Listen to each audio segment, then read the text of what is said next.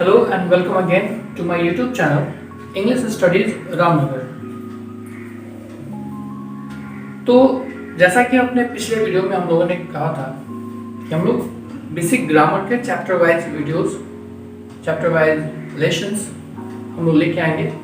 उसी कड़ी में प्रस्तुत है दूसरा लेसन और ये है काइंड्स ऑफ सेंटेंसेस। पिछले वीडियो में हम लोगों ने पार्ट्स ऑफ सेंटेंस के विषय में पढ़ा था, यानी एक वाक्य के कितने भाग होते हैं, उनके नाम क्या है, वाक्य क्या है।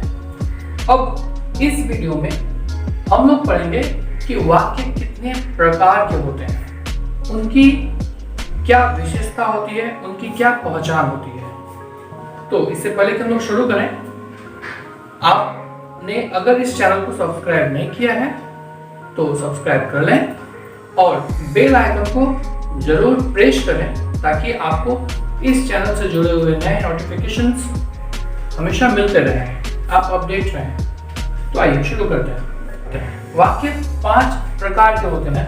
There are 5 kinds of sentences, ठीक है। और इसमें सबसे पहला है assertive sentence। assertive sentence जिसे कि ट्रेडिशनल ग्रामर में स्टेटमेंट के नाम से भी जाना जाता है। किस नाम से जानते हैं इसको हम लोग? स्टेटमेंट। अगर हिंदी में कहें तो हम लोग इसको कहते हैं कथनात्मक वाक्य। कथनात्मक वाक्य, स्टेटमेंट का मतलब ही होता है कथन, मतलब कुछ कहा गया। तो assertive सेंटेंस ऐसे सेंटेंस होंगे जहां पर समथिंग सेड और टोल्ड, कुछ भी कह दिया गया हो, कुछ भी बता दिया गया हो, ठीक है। किसी के विषय में भी कुछ भी कहा गया हो, कुछ भी बताया गया हो, तो वो कहलाएगा एक assertive सेंटेंस। इनकी कुछ विशेषताएं भी होती हैं, जैसे generally begins with subject plus verb and ends with full stop. ये आम तौर पर सब्जेक्ट और वर्ब से शुरू होते हैं, सब्जेक्ट प्लस वर्ब से शुरू होते हैं और वाक्य के अंत में फुल स्टॉप होता है। ये याद रखेंगे कि सब्जेक्ट और वर्ब से शुरू होगा और वाक्य के अंत में होगा फुल स्टॉप। तो इनकी बनावट देखें, स्ट्रक्चर देखें। स्ट्रक्चर में देखेंगे आप कि सब्जेक्ट होगा, सब्जेक्ट के साथ वर्ब होगा, फिर कॉम्प्लीमेंट या ऑब्जेक्ट होगा। यहाँ पे एक चीज आप लोगों के लिए नया है। पिछले वीडियो में हम लोगों ने वाक्य को 2 भागों में बांटा था, सब्जेक्ट और प्रेडिकेट। यहाँ पे आप देख रहे हो कि ये तो हो गया सब्जेक्ट वाला हिस्सा और ये हुआ आपका प्रेडिकेट का हिस्सा। तो प्रेडिकेट के हिस्से में आप देखें एक वर्ब तो होता ही है, जैसा कि पहले भी बताया गया था आपको पहले वीडियो में। वर्ब के अलावा कॉम्प्लीमेंट या ऑब्जेक्ट भी हो सकते हैं, कॉम्प्लीमेंट या ऑब्जेक्ट भी हो सकते हैं। तो यहाँ पे हम लोग को जान लेना चाहिए कि कॉम्प्लीमेंट क्या है, ठीक है, या फिर ऑब्जेक्ट क्या है। तो आइए इसी को एक बार थोड़ा सा प्रयास करते हैं समझाने का। देखें, वाक्य के प्रेडिकेट में सब्जेक्ट का जो भी परिचय या जो भी विशेषता बताई जाएगी वो उस सब्जेक्ट का कॉम्प्लीमेंट होगा। फिर से सुनिए, वाक्य के प्रेडिकेट में सब्जेक्ट की जो विशेषता या सब्जेक्ट का जो परिचय बताया जाएगा वो कहलाएगा उस सब्जेक्ट का कॉम्प्लीमेंट, ठीक है। जैसे कि एग्जांपल पे यहाँ देखें, राधा इज अ स्टूडेंट। तो हम लोग तो समझ गए कि राधा जो है वो एक सब्जेक्ट है और इज अ स्टूडेंट प्रेडिकेट है। अब इज वर्ब है, जैसा कि बताया गया था कि प्रेडिकेट में वर्ब होना अनिवार्य है। पिछले वीडियो में बताए थे, अगर आपने नहीं देखा है तो आप पिछले वीडियो देख सकते हैं फिर से। तो वर्ब हो गया। अब ये जो ए स्टूडेंट है ये किसका परिचय है? कौन है ए स्टूडेंट? राधा है। राधा है ए स्टूडेंट, ठीक है, ये राधा का परिचय है। तो ए स्टूडेंट कहलाएगा कॉम्प्लीमेंट। एक और एग्जांपल में इसको समझ सकते हैं, यहाँ रखें, she is not foolish. She is not foolish, वो मूर्ख नहीं है। अब जरा फिर से गौर करें, शी ये तो हो गया सब्जेक्ट, इज नॉट फुलिश ये हो गया प्रेडिकेट। अब इस प्रेडिकेट में इज क्या हुआ? वर्ब। तो ये फुलिश क्या है? फुलिश बताया जा रहा है शी के बारे में कि वह की विशेषता के रूप में बताया गया है फुलिश को, तो ये फुलिश कहलाएगा कॉम्प्लीमेंट। उम्मीद करते हैं आपको ये कॉम्प्लीमेंट समझ में आ गया होगा।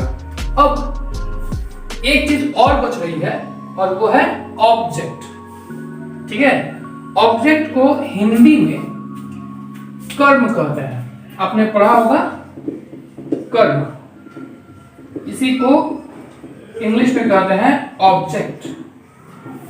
ठीक है, तो कर्ता द्वारा यानी काम करने वाले के द्वारा जो काम किया जा रहा है और उस काम का प्रभाव जिस पे पड़ रहा है उसे कहते हैं ऑब्जेक्ट।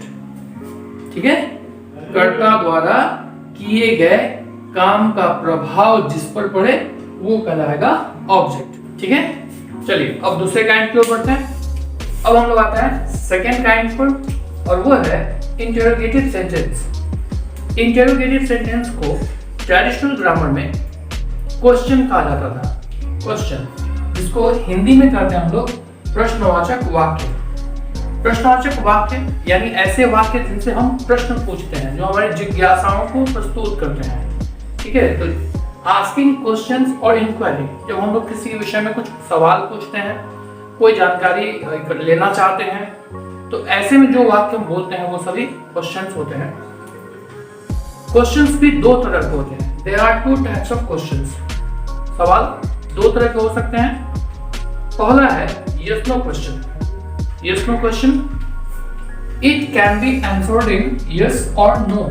ये वो सवाल होते हैं जिसके जवाब हम हाँ या ना में दे सकते हैं, हाँ या ना में दे सकते हैं। It begins with a helping verb. इन सवालों की विशेषता होती है कि ये हमेशा एक हेल्पिंग वर्ब से शुरू होते हैं। ध्यान रखेंगे, इनमें कोई प्रश्नवाचक शब्द का प्रयोग नहीं किया जाता, कोई क्वेश्चन वर्ड यूज नहीं करते। हम सिर्फ वाक्य का जो हेल्पिंग वर्ब होता है, सहायक क्रिया होती है, उसी को सब्जेक्ट के पहले प्रयोग करते हैं। स्ट्रक्चर में देख ले, यहाँ मैंने सुविधा के लिए वर्ब के रूप में is are am was were को चुना है। is are am was were verb B के रूप है। किसके रूप है? Verb B. वर्ब बी जो होता है इसी का रूप है is are am was were। Be का मतलब क्या होता है? ये किसी भी चीज की स्थिति या अवस्था को व्यक्त करने के लिए इसका प्रयोग करते हैं, वर्ब बी का। इसका हिंदी होता है होना, रहना, ये बी का हिंदी होता है। ठीक है, और इसके भिन्न रूप, जैसे वर्तमान के बारे में बात कर रहे हैं, अगर वर्तमान की स्थिति के बारे में बात कर रहे हैं तो इज आर एम वर्तमान की स्थिति होगी। भूतकाल की स्थिति या अवस्था के बारे में बात कर रहे हैं तो वॉज वर्ड, ये भूतकाल की स्थिति होगी। तो मैंने सुविधा के लिए स्ट्रक्चर आपको समझ में आया, इसलिए मैंने वर्ड के रूप में यहाँ पर इनके बी के भिन्न रूपों को लिया है। 3 रूप हुए आपके वर्तमान के और 2 हुए भूतकाल के।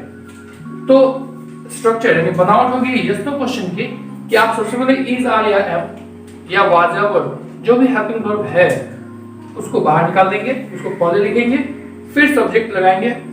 अगर जरूरत पड़ी तो रिटन में सब्जेक्ट के बाद नॉट लगाएंगे। रिटन में, स्पोकन इंग्लिश में हम लोग इज आर एम इनके साथ जोड़ लेते हैं नॉट को। जैसे इज में नॉट जोड़ देते हैं वो बन जाता है इजंट, वैसे ही आर में नॉट जोड़ देते हैं वो बनता है आरंट, वैसे ही एम में जब नॉट जोड़ते हैं वो बन जाता है आरंट। ध्यान दीजिए, आरंट एमंट नहीं बनता, वो बन जाएगा आरंट। वैसे ही वॉज में जब नॉट जोड़ते हैं वॉजंट, वर्ड में जब नॉट जोड़ते हैं वर्ंट। ओके, तो स्पोकन में हम लोग इसको शॉर्ट फॉर्म में यूज करते हैं और रिटन इंग्लिश में सब्जेक्ट के बाद नोट लगाते हैं और फिर लगाते हैं कॉम्प्लीमेंट। ठीक है, इसी पर मैंने 2 एग्जाम्पल भी सेट किए हुए हैं। आप देख सकते हो कि क्या तुम तैयार हो, क्या तुम तैयार हो, सवाल का जवाब हाँ या ना हो सकता है। तो ऐसे ही सवालों को हम लोग यस नो क्वेश्चन कहते हैं। बनाएंगे कैसे? क्या तुम तैयार हो, तुम सब्जेक्ट है, इसलिए तुम के अनुसार are you ready, are you ready.